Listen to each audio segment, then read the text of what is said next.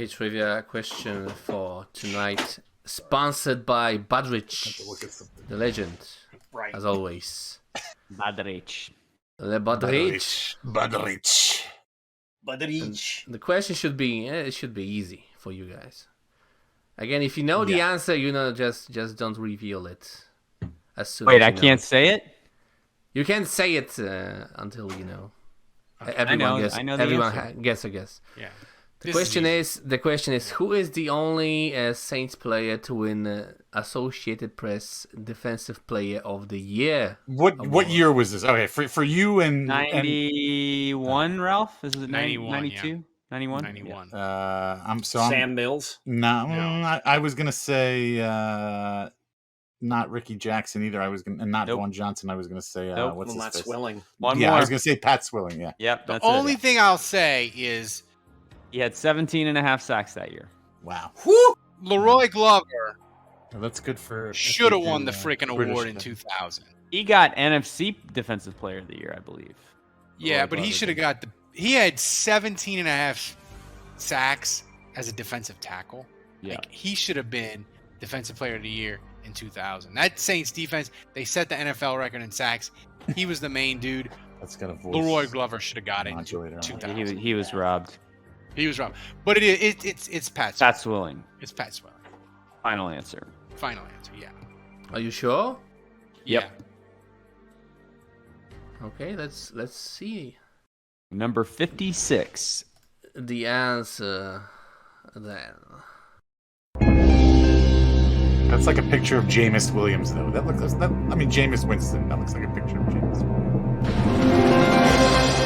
I gotta say about Swilling, he was this was in my formative years, and Morton Anderson used to own this bar called Champs, which I believe is where Bobby Hebert's thing on veterans is where Champs used to be. Oh, really? It was in Lakeside.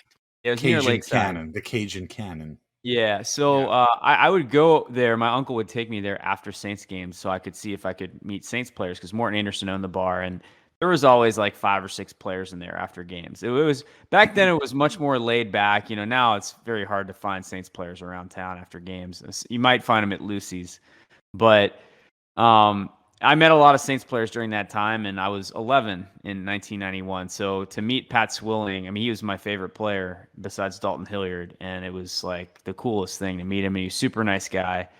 And so I remember meeting him at that time, and I was 11 years old. It was incredible. He was the man. You're being corrected in the chat. Champions was at Lakeside Mall where Pottery Barn is now, which is nowhere near where Bobby Abe is. Was it Champs or Champions? Was it called Champs or Champions, Jason? I think it was Champs. Champs sounds better. Like I think it was Champions. Either way, it's not. Yeah. It's not. Anyway, Morton Anderson owned it. Tommy Barnhart was always there. It was always like a kicker punter duo. They did Morton Anderson did a show every Monday during the football season at 7:00.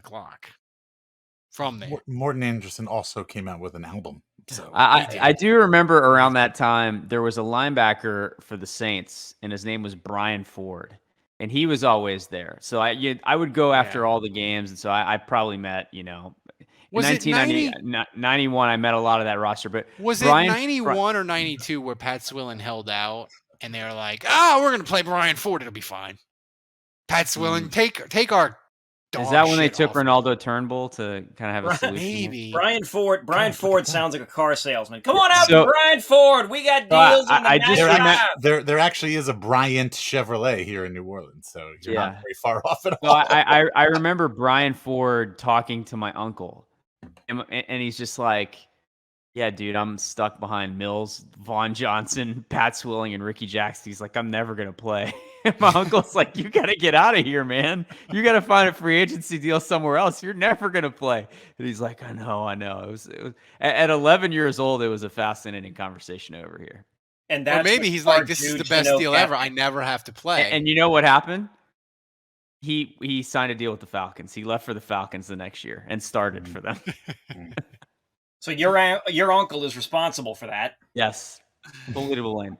Thanks for watching the Saints Happy Hour. Subscribe to our YouTube channel, then find us wherever you get your podcast And finally, go to saintshappyhour.com and become a patron of the best Saints podcast on earth.